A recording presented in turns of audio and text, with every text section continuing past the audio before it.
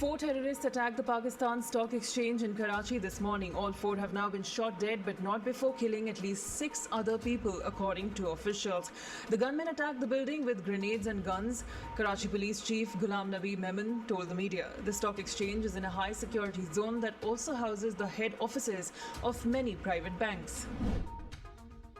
The Delhi government will create a plasma bank to fight coronavirus, Chief Minister Arvind Kejriwal said today, urging those who had recovered from the infection to donate plasma to help other patients.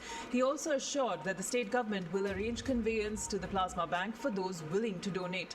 He assured there's no risk in going to the plasma bank. He also announced ₹1 crore for the kin of Dr. Aseem Gupta, who died due to COVID at the LNJP hospital. Jammu and Kashmir-based hardline separatist Syed Ali Shah Gilani, under house arrest since last August, resigned as the chairman of Hurriyat Conference on Monday. The 90-year-old Gilani said there have been certain issues which forced him to resign.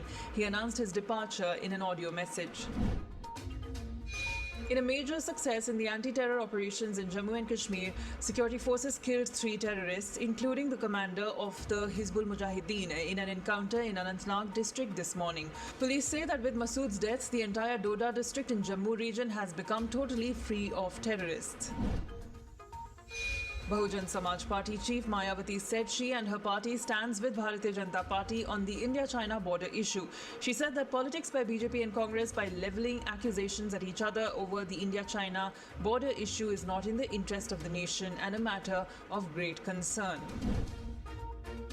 Nepal Prime Minister KP Sharma Oli alleged that his rivals were being instigated by India to topple him.